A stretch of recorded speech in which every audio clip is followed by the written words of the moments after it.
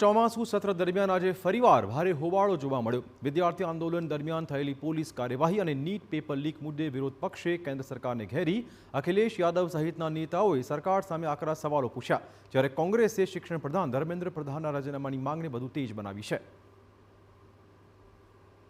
સંસદના ચોમાસુ સત્રના બીજા દિવસે વિવિધ મુદ્દાઓને લઈને વિપક્ષે કેન્દ્ર સરકારને ઘેરી હતી।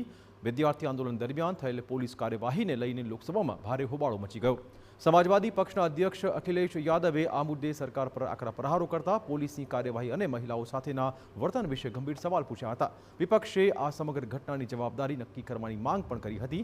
પ્રિયંકા ગાંધીએ આ મામલે આરોપ લગાવતા કહ્યું કે સરકાર વંદે માતરમ બિલને લઈને 10 કલાક ચર્ચા માટે તૈયાર છે, પરંતુ નીટ પેપર લીક મુદ્દે તેઓને ચર્ચા કરવામાં કોઈ રસ જ નથી। રાહુલ ગાંધી સહિત અનેક વિપક્ષના સાંસદો કાળા વસ્ત્રોમાં સંસદ પહોંચ્યા હતા અને વિરોધ નોંધાવ્યો હતો। 10 घंटे के लिए तो हमने वंदे मातरम पर चर्चा की, अब फिर से वंदे मातरम की जो बिल निकाल रहे हैं ये लोग, ठीक है, तो हम इस विषय पे अडजर्नमेंट मोशन पे चर्चा क्यों नहीं कर सकते? लंबी चर्चा ठीक ढंग से क्यों नहीं हो सकती? ये पूछिए आप सरकार से।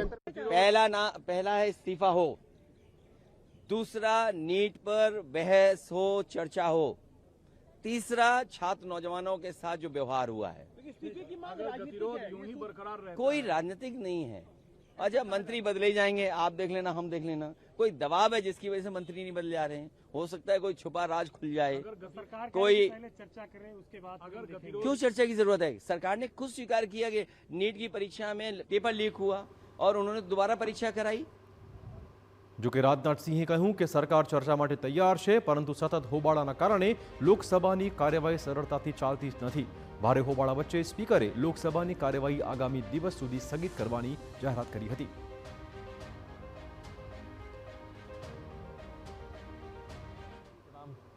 मगर विपक्ष संसद में नहीं बल्कि सड़क पर मुद्दों का समाधान करने का मैं मानता हूं अनुचित प्रयास कर रहा है। और लोकतंत्र के मुद्दों पर चर्चा करने की जगह संसद भवन है, जहां विपक्ष अपनी बात कहने के लिए पूरी तरह से स्वतंत्र है। इसलिए यदि विपक्ष गंभीर है तो मौजूदा मानसून सत्र को सुचारू रूप से चलाने में व्यवधान न उत्पन्न करे और संसद में जिन भी मुद्दों पर वह चर्चा करना चाहता है वो मुद्दों पर चर्चा करे और सदन का और सरकार का ध्यान आकर्षित करे। એક બાજુ પેપર લીક મુદ્દે સરકાર અને વિપક્ષ બંને ચર્ચા કરવા તૈયાર હોવાના દાવાઓ છે, છતાં સતત ત્રીજા દિવસે પણ લોકસભા અને રાજ્યસભાની કાર્યવાહી હંગામાના કારણે સ્થગિત થઈ ગઈ છે। સરકારનું આ મામલે કહેવું છે કે તે પ્રથમ દિવસથી ચર્ચા માટે તૈયાર છે, જ્યારે વિપક્ષની માંગ છે કે પહેલા શિક્ષણ પ્રધાન રાજીનામું આપે, ત્યારબાદ ચર્ચા શરૂ કરવામાં આવે।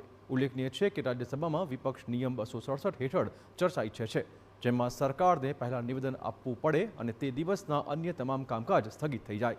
બીજી બાજુ લોકસભામાં વિપક્ષ સ્થગન પ્રસ્તાવ હેઠળ ચર્ચાની માંગ કરી રહ્યું છે, જેને સરકાર સ્વીકારવા તૈયાર નથી। આ તરફ વિપક્ષનું કહેવું છે કે પેપર લીક, વિદ્યાર્થીઓ પર થયેલા લાઠીચાર્જ અને જવાબદારી નક્કી કરવા વિશે સરકાર સ્પષ્ટ જવાબ આપે। સરકારનું કહેવું છે કે ચર્ચાથી તે ભાગતી નથી, પરંતુ યોગ્ય નિયમ હેઠળ ચર્ચા થવી જોઈએ। તો હવે આ રીતે મુદ્દો ચર્ચાનો નહીં, પરંતુ ચર્ચા કયા નિયમ હેઠળ અને કઈ શરતો પર થાય તે બાબતે સરકાર અને વિપક્ષ વચ્ચે મતભેદ હોવાથી સંસદની કાર્યવાહી આગળ વધી શકી નથી।